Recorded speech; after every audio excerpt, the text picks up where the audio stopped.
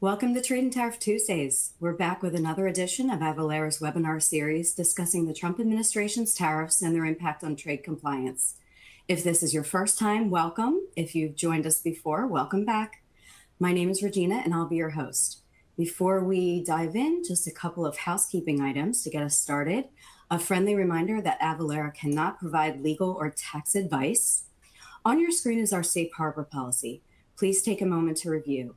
We're recording today's event and you'll receive the recording later today. The console you're looking at can be customized. Feel free to move or resize the windows. The additional resources section contains a lot of great related resources, including the slide deck.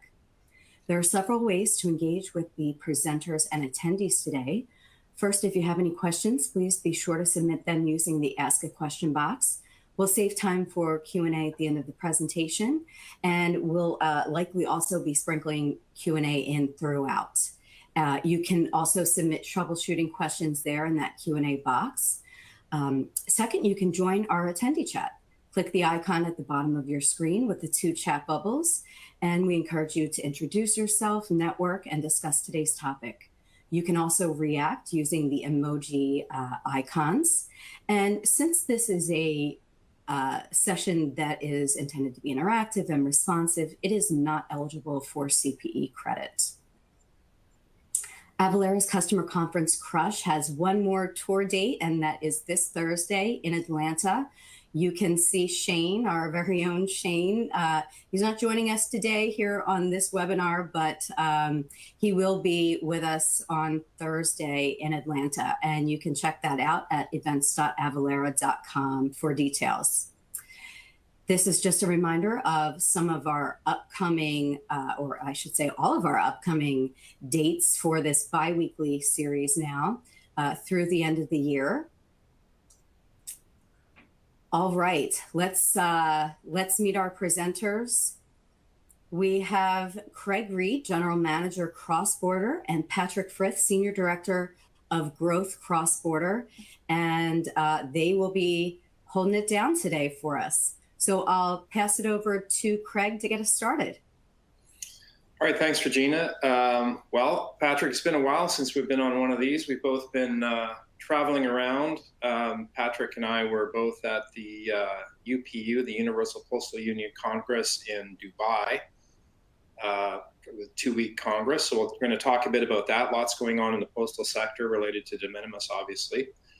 But first, we'll get into some of the news, latest news and trade compliance. It's been a little quiet, other than obviously the big de minimis change in August. But we will kind of recap the latest news and trade compliance, some of the implications to your business, and then how you can take action with Avalara. And as a reminder, just feel free to throw questions into the Q&A box. We'll try to answer them as we go through the presentation. If there's something that's kind of relevant to what we're talking about, we try to weave it in if we can, but we'll also take some time at the end to jump into your questions. All right, so let's start it off with a poll question, as we always do. Recent estimates from JP Morgan put the average effective U.S. import tariff rate at what level? And it should be noted that it's the highest in decades, so I'll give you a couple of minutes to answer that one. Actually, pretty significant jump. All right. A few more seconds for everyone. All right, let's see what everybody thinks. The answer is actually C, 20%. So actually most people thought it was a little higher than it actually is. The average tariff rate, I think before, was around 5% or just below 5%, 2.5% to 5%, somewhere in that range. But now it's up to 20%. So that's pretty significant. All right, so let's dive into some of the latest news, and then we'll kind of recap where we're at, as we always do. So August to September, some interesting stuff. Reciprocal tariffs and trade deals. So starting on September 8th, there's going to be 0 tariffs on key industrial goods. So that would include nickel, graphite, gold, pharmaceuticals, and LEDs are going to have 0 tariffs from countries with trade agreements. So you have to have a trade agreement in order for that to take place.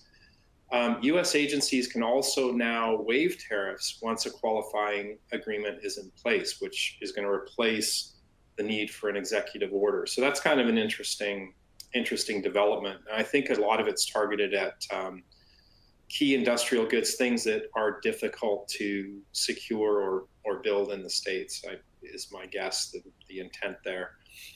For Japan, so Japan is now a 15% tariff on all their goods, including autos and parts, capped at 15%, and that's retroactive to August 7th. And there's, I guess, refunds that the CBP is going to be processing on things that came in at a higher rate.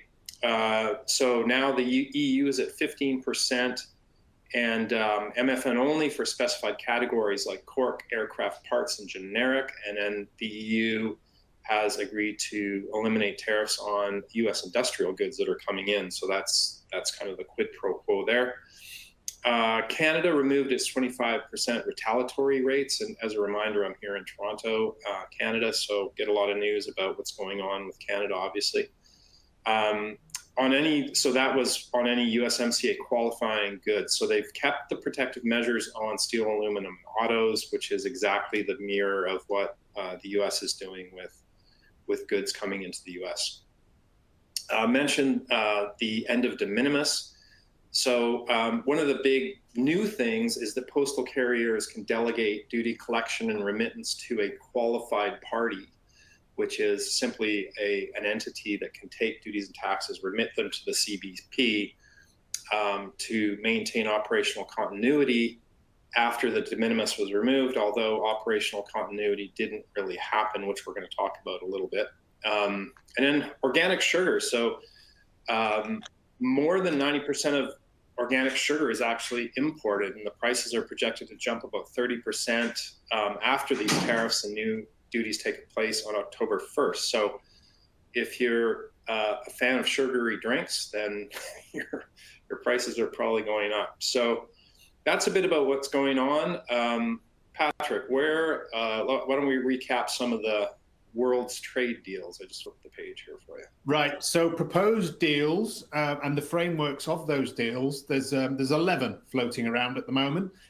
We'll start from the left. So Canada, 35% tariff for Canadian goods not covered by USMCA. Remember, the majority of imports from Canada into the US are covered by USMCA.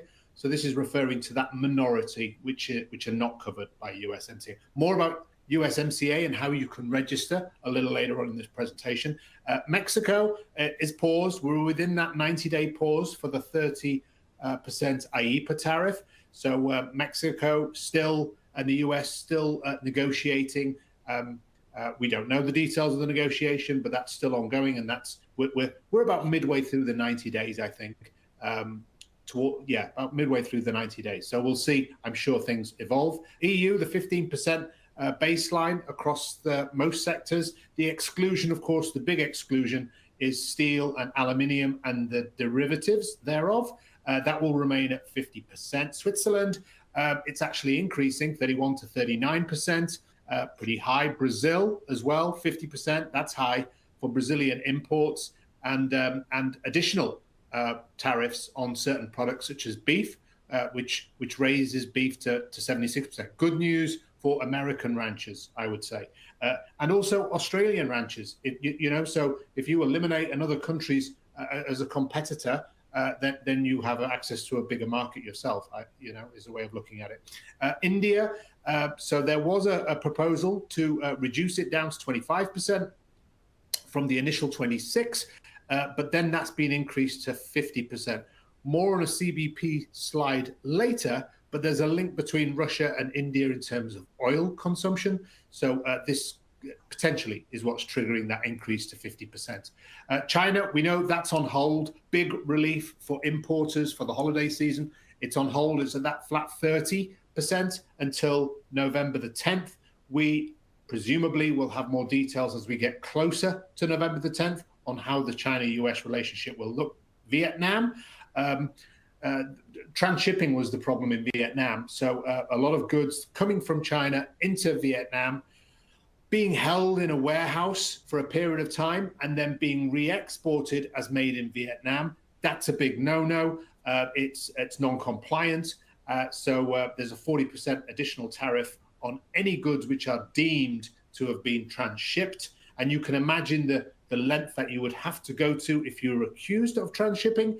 You'd have to prove, you'd have to identify the location of the factory. You'd probably have to have somebody go out there and visit it and certify it.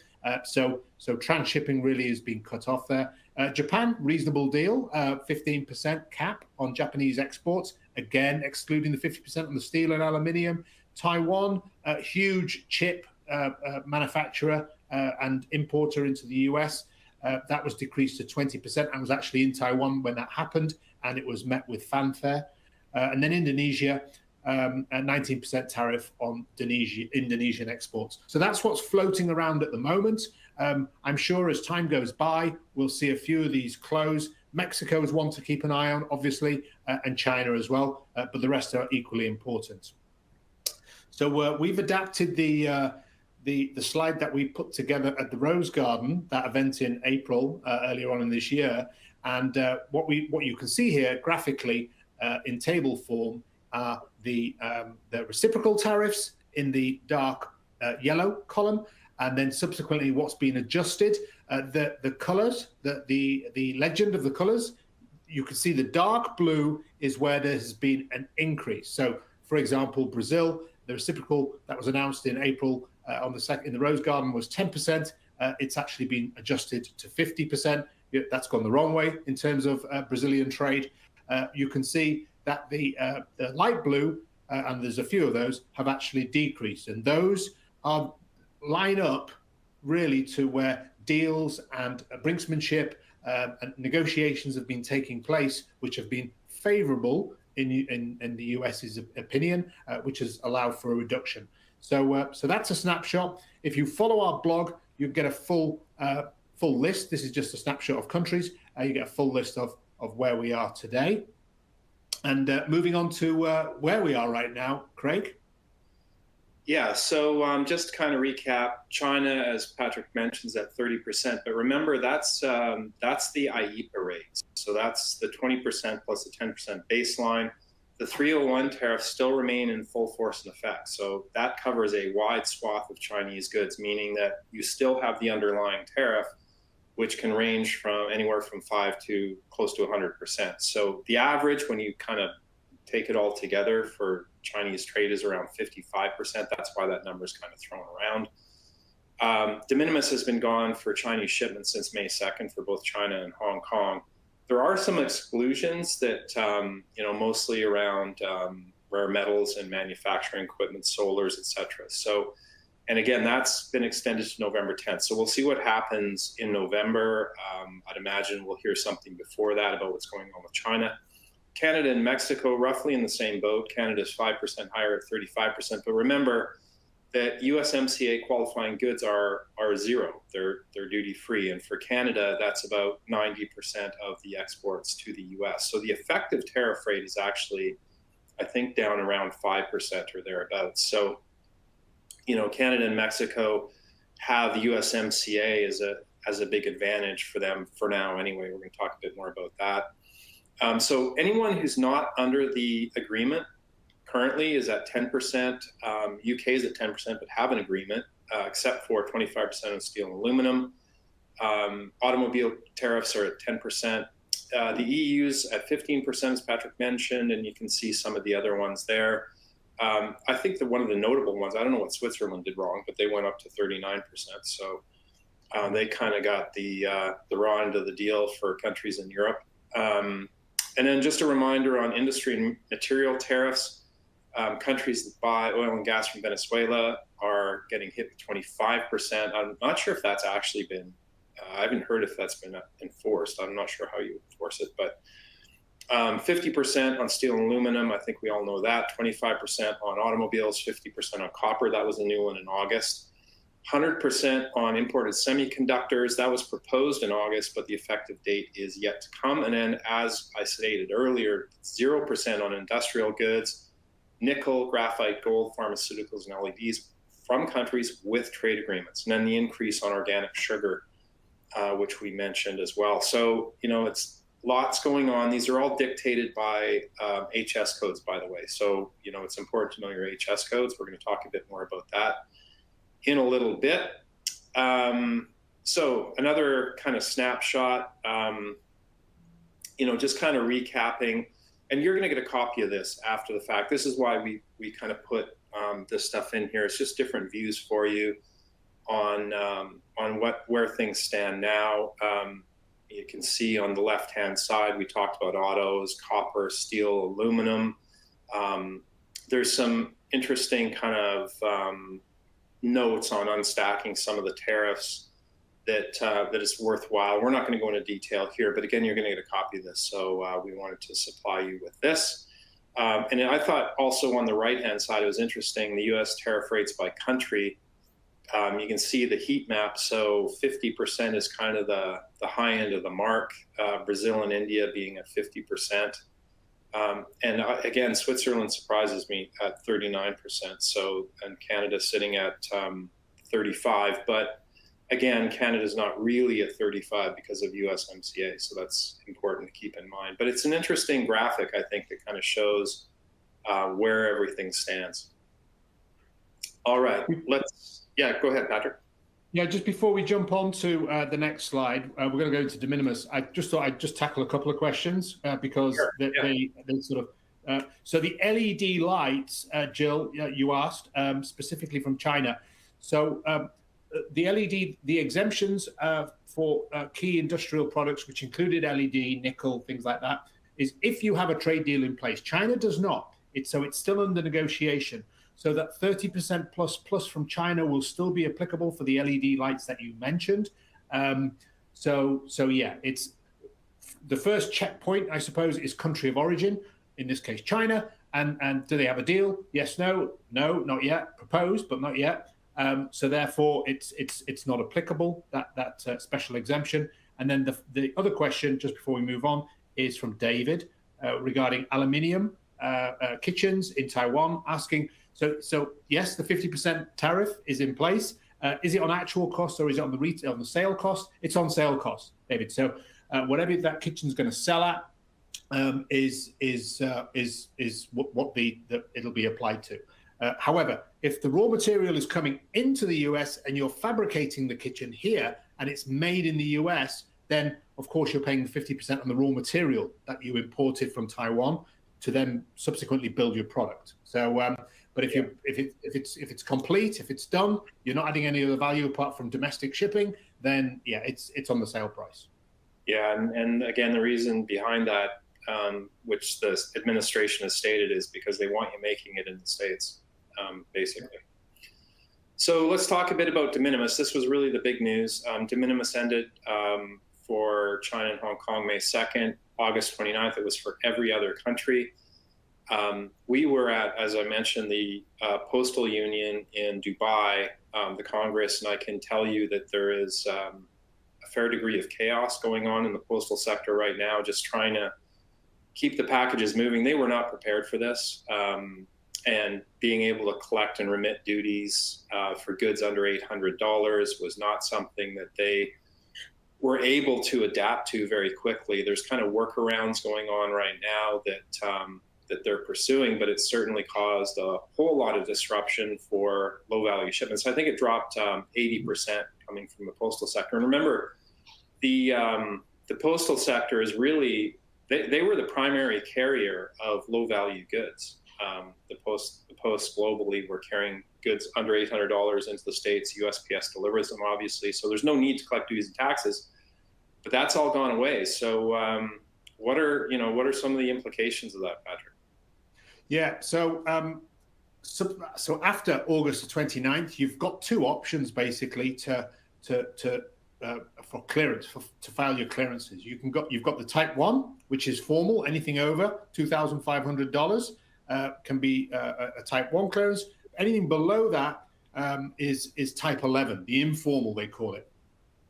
So that's where all these postal shipments are heading, because nobody really ships anything over $2,500 in the post. Everything, in the post, it's lower value. So it's type 11. And of course, what do you need for type 11?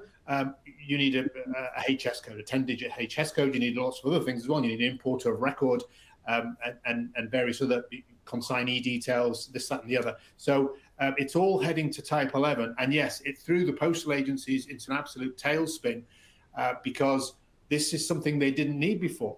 They were using the traditional CN method of postal clearance into the US, $800 and below, no problems, de minimis, satisfied the de minimis, but it all went away. So the volumes into the US have absolutely, I think Australia Post are just beginning to restart. They have a solution.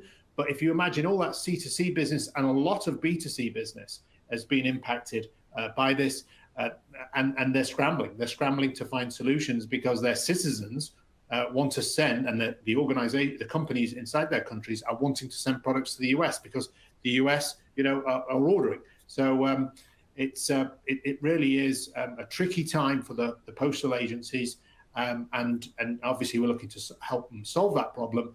But yeah, it's challenging. It's millions of parcels every single day. With commercial value that are now having to be routed into a different way of clearance. Yeah, and actually right now the CBP is only requiring the post to list the IEPA tariff rate per country based on the country of origin. So they've simplified it a little bit to try to make things easier, but still the process of collecting duty is something that the post just weren't prepared to do. Collect at source in each individual country. You can imagine, small African country, they don't have the capabilities to do that. So as Patrick mentioned, we and a lot of other companies are working hard to try to help them out and get the packages moving again. So some of the trade statistics, Patrick, are interesting. Collecting a lot of money. That's right. Yeah, if you've been following us over the last few months, you've seen these numbers rack up. They continue to rack up. The left-hand column there is the trade remedy enforcement. So what's been put in, you've heard a lot about Section 201, 232, Section 301, and then the IEPA. So if you look then at full year 2024, you can see the revenue that was generated by US Customs for these various different trade remedies. On the right-hand column, you can see year-to-date 2025. So this is as of October, so that's 8 months and 1 week of data, and you can already see solar products, the top one, Section 201, that is already way above what was collected the full year, and then Section 232, aluminium.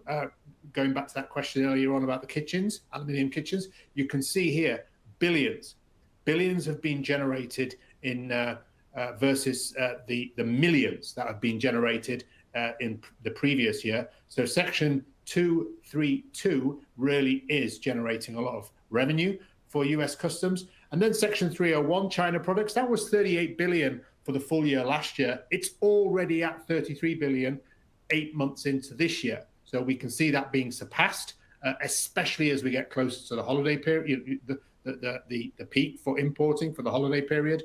And then you can see the breakdown of the IEPA, the various different countries there, and they all roll up to that big 33 billion. So, where's that going to end full year?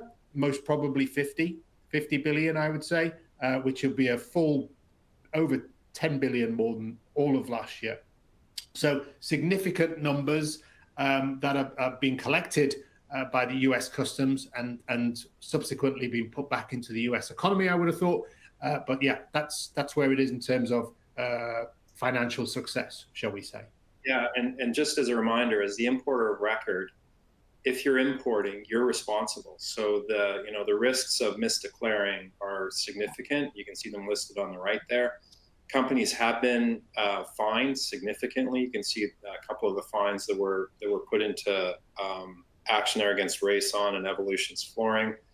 I mean, actually, a question from Christy that I see in the Q&A. She asked, when paying tariffs, will the broker pay and remit taxes to the state, or are we responsible for remitting the taxes on tariffs to the state? So typically, Well, it really kind of depends on how your supply chain works, but typically the broker will remit on your behalf and you will owe the broker money. That could be, again, depending on the good. If you're shipping in commercially, it could be, DHL, FedEx, UPS, et cetera, all have in-house brokerages. They will charge you as the carrier.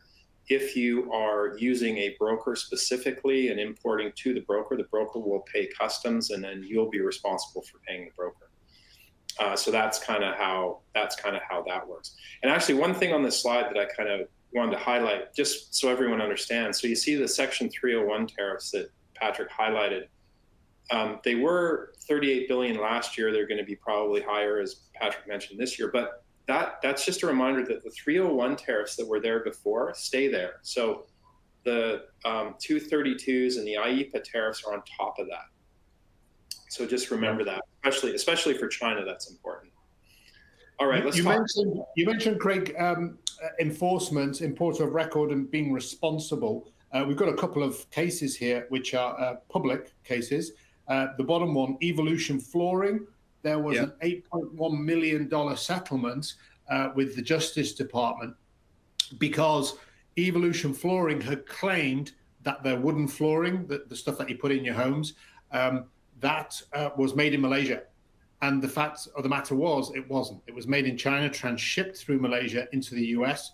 That supply chain had been figured out, and subsequently the settlement was agreed. But yes, they're enforcing. You have to be compliant. There's no two ways about this. You have to be compliant on where things are made, how much things are cost, so that U.S. Customs can collect what has been ordered in the executive orders. Yep. Yeah, and they really are watching out for that. They're watching out for a couple of things specifically. One is transshipment. So if you're, as Patrick just highlighted, if you're routing through another country to escape tariffs, it's where it's made. That's what really matters. So don't think that routing through another country, people make this mistake all the time. Country of shipment is not country of origin. Country of origin is where the majority of the value of the good was created. So make sure you don't make that mistake. So that's really number one, is that transshipment issue. And then the other one is misdeclaring value. So obviously, if you say something's worth $50 instead of $100, you lowered your duties by half. Well, CBP is very aware of that, so don't do that. The third one, actually, which I don't know if it's going to apply to anyone on the call, but they're really watching out for anything classified as a gift, because that's another loophole that folks try to exploit. So just to talk a bit about USMCA, because we get a lot of questions about USMCA. And remember now, USMCA applies to Canada and Mexico. If it is a USMCA good, it is 0% duty. Before all this happened, about 40% of goods came into the US from Canada as USMCA, about 50% from Mexico. That's up to about 90% for Canada. And the reason for the difference is because a lot of the goods that qualified for USMCA, folks just never pursued a USMCA designation because the duty rates were so low anyway. But now that they're up to 35% and 30% for Mexico, it's obviously a heavy incentive. And that's 1.5 trillion in annual trade. So Canada and Mexico are the US's two biggest trading partners. And this is a really big deal. So in order to certify, I'm not going to go through everything really specifically. There's a couple of things I really want to call out there. One is you can self-certify. So you don't need to go to a government entity and say, get a stamp. You have to verify you're eligible. You have to track certain data elements, which is really just proving that the good was made in Canada or Mexico. And then you can certify, and you can self-certify. There are some exemptions to that. And really the rule is that you have to maintain a record of that data. So if you're ever asked by the CBP for proof that you qualify for MCA, you have to be able to supply those data elements that prove that you're USMCA eligible. So that's something to keep in mind. I can imagine if anyone is even remotely aware of qualification for USMCA, they would be pursuing it because it's a pretty significant difference.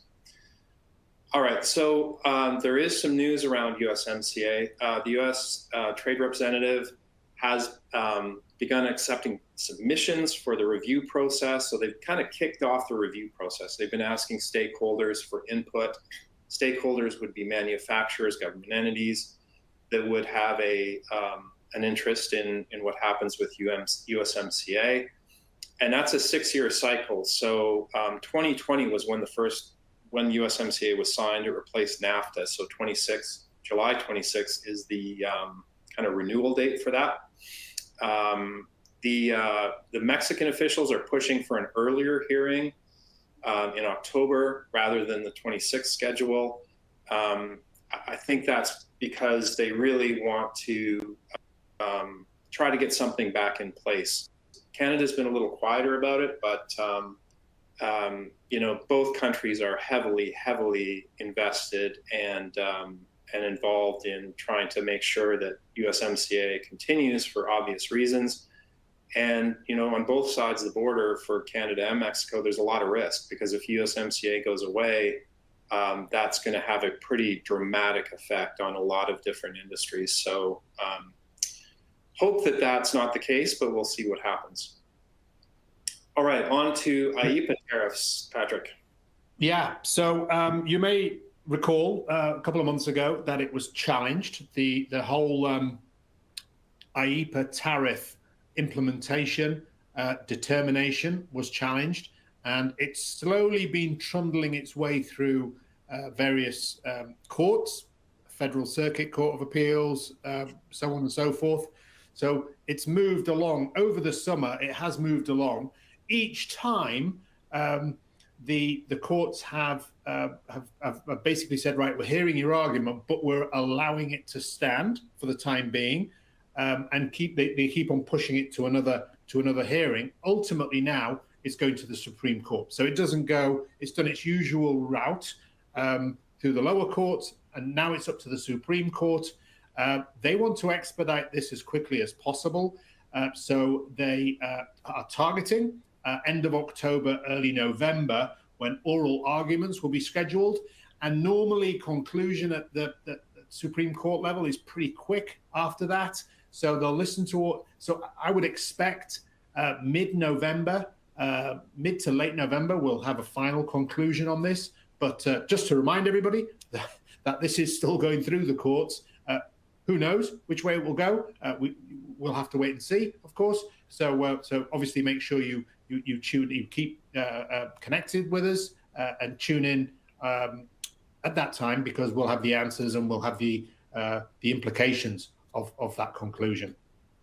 Yeah, and I think even if the IEEPA goes away, I don't think that's the end of the story, because you've still got Section 301, you've still got Section 232. There are other mechanisms that the government has at its disposal. It will cause chaos, there's no question about it, but there are some ways around it. So let's talk about some of the implications to your business. This is a slide that we like to present every time because it's so important. There are really 4 key components to global trade, 4 things you need to be aware of. We call them the 4 horsemen. De minimis exemptions, country of origin, tariff code classification, and declared value. So we've talked a lot about de minimis exemptions. Every country has a different de minimis level. And in fact, when we were at the UPU in Dubai, there was a lot of talk about de minimis going away for other countries, notably the EU and the UK. So, this is not the end of the story. And even though the US has gotten a lot of news for removing de minimis, it should be noted that there's a lot of countries who have a very low de minimis level. So it's not unprecedented to have a low de minimis for a given country. It's just that the US de minimis was quite high and was removed abruptly. So I think that's why it caused so much chaos. But it was quite high relative to others. Country of origin is obviously what drives what your duty rates are going to be in conjunction with tariff code classification. So tariff codes are commonly known as HS codes in the industry. If you think about an Excel table, the tariff codes are the rows, and it's a numeric code that describes the nature of the good. They're common, up to 6 digits for most countries any country that's a member of the World Trade Organization. But each country adds another 3 to 6 digits, typically 4. So it's usually a 10-digit code. And that's what you consider the row. So that's a description of the good.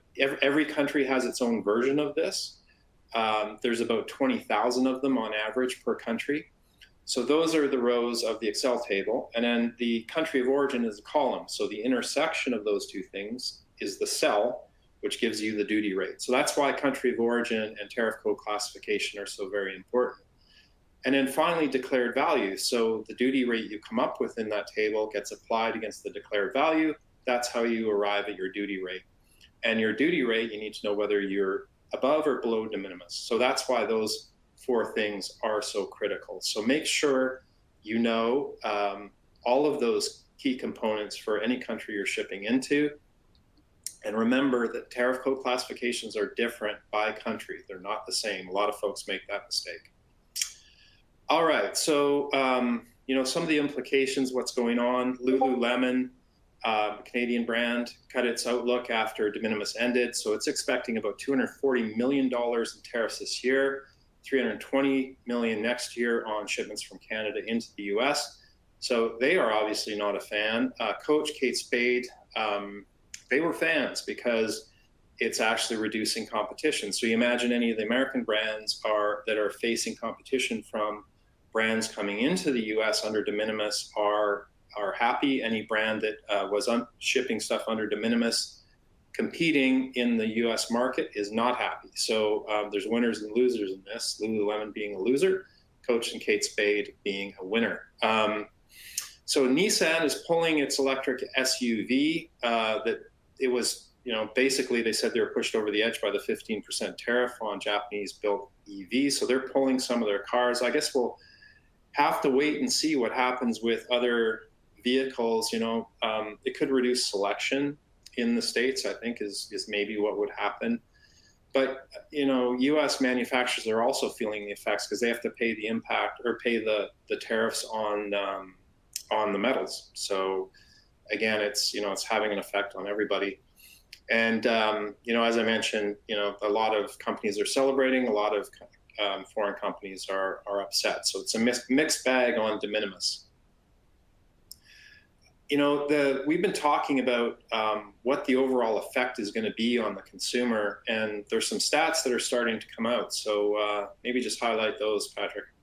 Yeah, so the very first poll question right at the beginning, if you remember, the effective tariff, September 2025, it's doubled its historical average, so it's around that 20% mark. So that has a huge impact, right? Because you can see Nike, Adidas, Walmart, Home Depot have all announced price increases, which means they're passing that tariff. They're big importers. They're huge importers, and they're hit with the bill when it hits a US gateway, a clearance gateway. They're hit with the bill, so they're passing that on to consumers. That answers Barbara's question. Sorry, it wasn't Barbara's question. I beg your pardon. It was. I did see a question earlier on. Ray's question about the import fee. Yes. So those fees are being passed on by retailers here in the US, and then. As Craig just mentioned, Nissan withdrawing its EV vehicle from its US lineup in 2026 because of that 15%. So that's the impact. It's raising prices. It's raising prices to consumers like you and I here in the US. So what does that do? So if the demand is still there and the prices, so inflation, right? So we're seeing around about just short of 3% inflation for particular commodities, autos, apparel, home goods, contributing significantly to that number. So yes, that's the economic impact of tariffs, essentially. So yeah, it's been passed on, and that's pretty much in line with poll questions we've done in the past. Actually, what are you going to do with all this tariff expense? There's not much you can do. You can either eat it or you can pass it on. So. Here's a few examples of where US organizations are passing it on to consumers. We'll move on. A rather colorful slide. This is really great graphics, right? Yeah, so there's been some deep analysis, as you can imagine. The one on the left here shows how much trade destruction will occur because of the tariffs. So this is trade which will just basically evaporate, go away. And you can see the biggest impact, I mean, it's China and the EU, isn't it? Combined, it's about $250 billion of trade, which will just evaporate because of the tariffs. They're the most impacted. But then you've got other significant, you've got South Korea, you've got Vietnam, the UK is a little bit, Brazil. So there's a lot of countries are impacted. So these are all manufacturers, suppliers in these countries who are just not going to have that revenue stream anymore because it's been shut down because of the tariffs.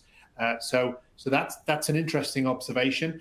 And then going back to how it will hit key products in terms of increasing prices, then the graphic on the right-hand side shows the commodity group and how it will be impacted. Right at the top there, metals. If you remember, aluminium, steel, and derivatives thereof, 50%, and that's pretty much worldwide. There's some exceptions, nickel and so on and so forth, but the majority of steel and aluminium imported is attracting a 41%. If you just follow that graph around, you see the 41%. That's the short-term impact. So consumers here in the US still need steel and aluminium products. Okay, we need canned food, we need this, that, and the other. So there's an immediate impact, and the hit is immediately passed on. But over time, as you can see on the right-hand side of that graph, and it's the same for everything else, that increase reduces. Why? Because we'll start supplying from we'll start importing from countries which have got better rates than where they are at the moment, and and alternative materials will be sourced. So it's just going to change the landscape altogether. Clothing and you see the list there: electrical equipment, electronics, machinery, so on and so forth. You can see they've all got that long tail where tariff engineering will take place, and we will see the sourcing of different commodities from different countries, which will reduce that expense on tariffs. So it's a big spike right now, but then we expect it over time to settle. How long that settling will take, we'll have to wait and see. But it's with us. Higher prices because of tariffs is with us for the immediate future. Yeah, and that's a great segue. What it really means is that these are the things that companies are doing, right? They're trying to build resilient supply chains. They're diversifying their shipping carriers, their sources of supply, so they're looking for cheaper geographies. And right in the middle of the chaos, it was kind of hard for companies to make decisions because the rates were moving around. Different countries were negotiating different trade agreements. Nobody knew where it was going to land. It's really, as things kind of stabilize, if they stabilize, then companies can start to make decisions. And I think that's why that graph sort of shows a short-term and long-term, because companies are just going to take time to really make decisions on where they're going to get their goods, where they're going to source things, whether they're going to do things locally, et cetera. So that's really, I think, box number one, what's going to impact that short and long term a lot. Automating global trade compliance. So we have a lot of tools to automate global trade compliance. Those are the tools that would help you figure out where you should source your goods. So that's valuable. I don't think there wasn't as much need for that before. We've certainly felt the need for folks who want to understand where they should be sourcing their goods. You can work with a customs broker and lean on their network and expertise, although I will warn you that U.S. customs brokers are mostly over their heads right now, just trying to deal with what's going on. Number 4, make sure your product details are compliant. So we keep repeating this, but I think it bears repeating. That's the 4 horsemen. That's de minimis. That's country of origin. That's your HS codes and your value for duty. So make sure you've got those right. And then, we kind of flip from just-in-time inventory to building inventory to absorb short-term headwinds. But again, that'll be determined, I think, in large part by how stable the tariff rates become. So poll question next. Are you planning to adjust your supply chain due to the global tariffs? And if so, are you diversifying, switching to local, investing in new trade technologies, thinking about new strategies? You can select multiple of these, by the way. And we've been doing this poll question since the very beginning. And it's interesting to see how these things have kind of shifted over time. I think folks are starting to make more decisions as things appear to have stabilized somewhat. So we'll see if that kind of holds true. Give me another few seconds for that one.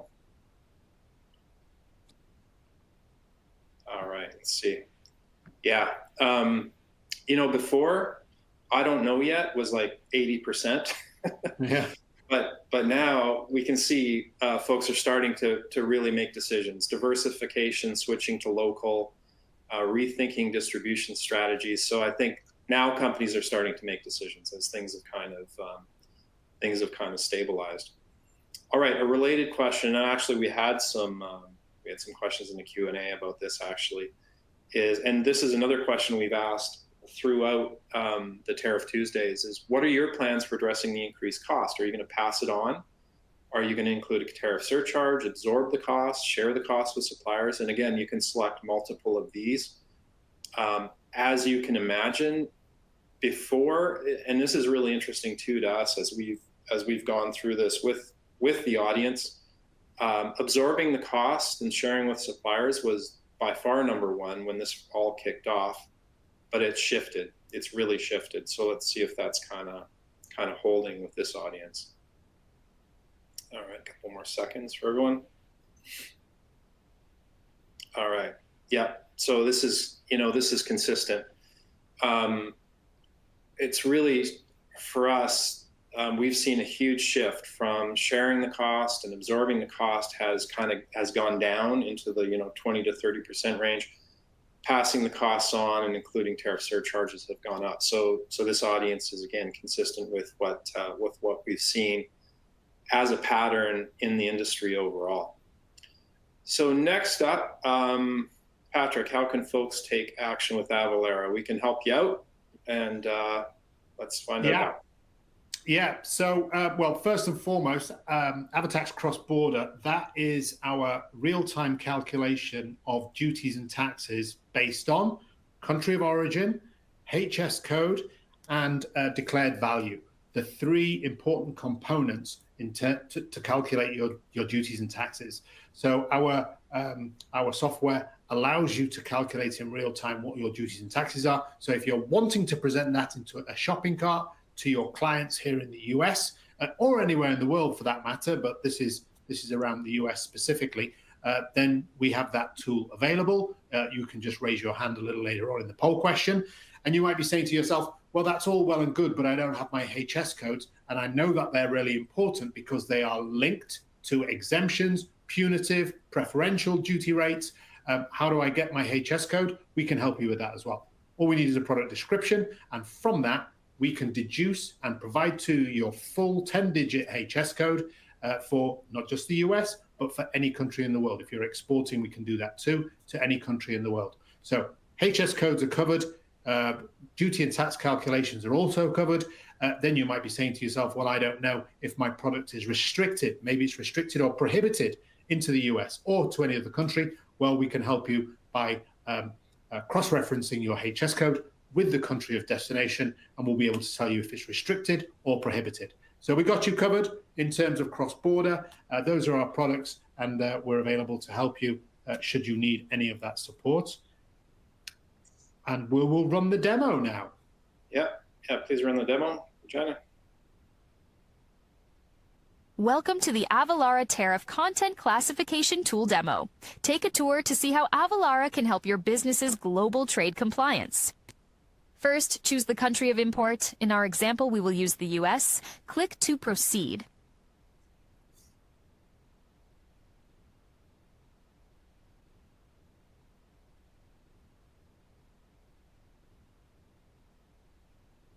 Next, select the country of origin. In our example, we will use China. Click to proceed.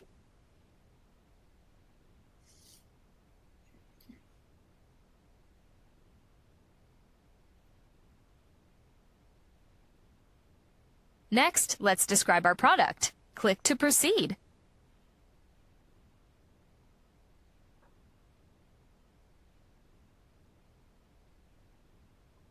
Now, we are ready to classify. Click to proceed. The tariff classification tool needs to know a few more details. Click to select the upper material. Select the lower material. Click to proceed. We've now reached an HS6. Click to drill down to reach the HS10. Since our product is a men's golf shoe, click to drill down. Since our product is not welt footwear, click to drill down. We have reached the HS8. Click to find the HS10. We have now reached our HS10. Click to see rate description. Here, we can see the total duty amount for this product. This totals 28.5% for the general rate, plus 10% for the preferential and additional duty rate, which totals 38.5%. This concludes the demo. Want to talk with an expert about your global trade compliance? Schedule time with a member of our cross-border team below for a live demo. All right, so you can get a 14-day trial offer for that product. Again, as Patrick mentioned, it's one of many different types of research products and classification calculation products that we do have. So if you do want a demo of that, I will get you to the right spot. Yeah, just click yes here and we can get you set up. You can play around with it, see if it serves your needs. And again, this is just one tool that we do have. There are others, so if you have other needs that are related, calculation, classification, restrictions, content, any of those types of things, you can also just ask to talk with one of our folks, and we will get you set up, and they can explore with you what might fit for your business, depending on what you're looking for. So just go ahead and click yes. I'll leave it there for a minute. Patrick, I think we have some questions here that they're actually really good questions. Yeah, good. Yeah. So I'm going sort of in the order that they were received. So Laura, any word on refunds on misdeclared 232 tariffs? Presumably it was misdeclared when it came into the country. A higher tariff was paid. Then you've reclassified and determined that you should have been paying less. Yes, you're going to have to go through a drawback process with the CBP. From what I've heard, there's a backlog, as you can imagine. A lot of people are experiencing what you're experiencing. Misdeclared, they've paid too much. They'd like to apply for a refund. It will be reviewed. When the timeline unclear. I've heard anything from 3 to 6 months to get your money back, and there's going to be a lot of questions, right? There's why was it misdeclared? What justification have you got for this new declaration, so on and so forth. So there is a process, but it's not straightforward, and it's certainly not immediate. I hope that helps. Barbara, so declared value is production or the retail price? It does depend. And then I read your clarification, opening a US warehouse, importing products, storing them in the warehouse, and then presumably distributing from there. This was all to do with transfer pricing. So if you're importing, there was the question earlier on about the aluminium kitchens. If you're importing raw material, aluminium raw material into a factory into the US and then fabricating it, then you're paying it on the raw material that came in. And that was transferred from where you bought it to your destination here in the US. You're transferring it from one entity to another, and you're paying it on that transfer price. And then you're fabricating and you're adding value. And of course, the aluminium, the price goes up as you produce a final product and then you sell it. Then, of course, then that's just US sales tax. However, if you're importing the finished goods and that import was triggered by a B2C or D2C transaction, and you're just holding it in a warehouse for a few hours and then distributing it, then no, that's not transfer pricing. You're going to have to declare on the final sale price. You could be asked for your internal policy for transfer pricing. Brokers have been instructed to watch out for this, the B2B2C, because that is just getting around, that's evasion, right? You're just trying to sort of use a a temporary warehouse. In the argument will be you're trying to use a temporary warehouse to enjoy production cost, but you know in the back of your mind these goods are already sold. You've already collected the money at commercial value, and you're just simply distributing it. Then you're avoiding, right? So if you've made a commercial gain on a product before it arrives in the US, it's on what you sold it at. It's on what you retailed it at. So yeah, I hope that answers that.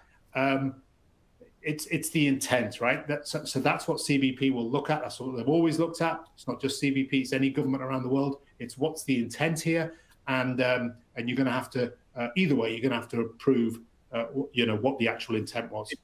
In fact, Patrick, just to jump into that, that's why free trade zones were created, because a lot of folks use free trade zones, meaning that it's a zone that's sort of like outside the border, if you will, where you hold goods and you don't pay duties until it comes out of the free trade zone. So, and that's why, because you don't want to have to pay the duties and be out the money before you sell it. So it's held in a free trade zone until it's sold, and then it's removed from the free trade zone. So that's one of the reasons why folks use FTZs. Yeah. Okay. And then we had the other question here regarding the calculation of Section 232 for mixed commodity or mixed raw material products. And the example given here was D2C e-commerce business, cross-border. So we know it's not transfer pricing because it's D2C, it's e-commerce, it's going cross-borders direct to the consumer, but it does contain derivatives. So that you have the ability in a commercial clearance type 1 or type 11, you have the ability, there's 2 lines. You could put in 2 lines. So canned food, for instance, okay? I know this is not necessarily your business, but there's the food in the can, okay, which has got one tariff, but then you've got the can, okay, which is a part of the value, which is an aluminium derivative, which has another value. So you have the opportunity to enter the 2 different commodities which make up your product. That's a very simple example. So it could be, sweet corn, for instance. Sweet corn has got a certain percentage if it's being imported from Portugal, let's say, and that will have it's below the 50%. Of course, that'll be 15%. But then you have the can, which has a value of the product, okay, maybe 10%. The value of the product is the can. That's the aluminium, and that's what's 50%. So you have the opportunity to do 2 lines. I know it's cumbersome. It's not as easy as it was. But if you wanted to get that granular, you have the opportunity to in your entry, in your customs entry. So I hope that answers the question. And to say the other part of the question was, do we calculate both? Yes, we do. But you would have to enter both into our software to get the 2 different rates. If you just put a can of sweet corn, then it's just going to lump it all together as a canned product. It's got aluminium, and that's it. Wallop. You're paying 50% on the whole lot. You don't necessarily have to. Sweet corn is not at 50%, as we know. So you would have to break it down, and that would be 2 calculations from us. We do 1 for the sweet corn and 1 for the aluminium can. Yeah. It's obviously it's trickier nowadays, but it can be done. All right, so got a couple of minutes left. Just so you know, we do have a lot of resources on our website. These links will be clickable when you receive a copy of this presentation after the fact. We also have a glossary of key terms, which you can take a look at, which kind of explains what we were talking about. How come it didn't go to the next slide? There we go. So that's also in the deck. And then finally, Regina mentioned it at the outset, but we do have some webinars coming up. Our Tariff and Trade Tuesdays reminder that we're going to every 2 weeks, so that'll start in 2 weeks from now. We also have on 10/9, we have a webinar called Building a Resilient Supply Chain. So we're going to focus a little bit more on the supply chain specifically. And then there's some, we always have webinars going on. We have some tax webinars coming up as well. If you're interested in those, I would go to our events page. You can take a look at all of the our webinars page. You can take a look at all the webinars that we have coming up. And hopefully you can get some good information there. So I think that's it for us. Regina, anything else we need to add there? Yeah, just that the webinars page is avalara.com/webinars. Did a great job summing everything up, so thank you. You'll receive a post-event email later today, and that'll link back to the console where you can access the recording, the slide deck, and the additional resources. And as Craig mentioned a couple times, you will be able to click when you do receive the PDF version of the presentation, you'll be able to click on all of the links. It'll also contain instructions on how to register for upcoming sessions. Most, if not all, should be available on our webinars page. And we hope you'll join us in 2 weeks as we continue our bi-weekly series. Thanks so much for joining us today. Thank you.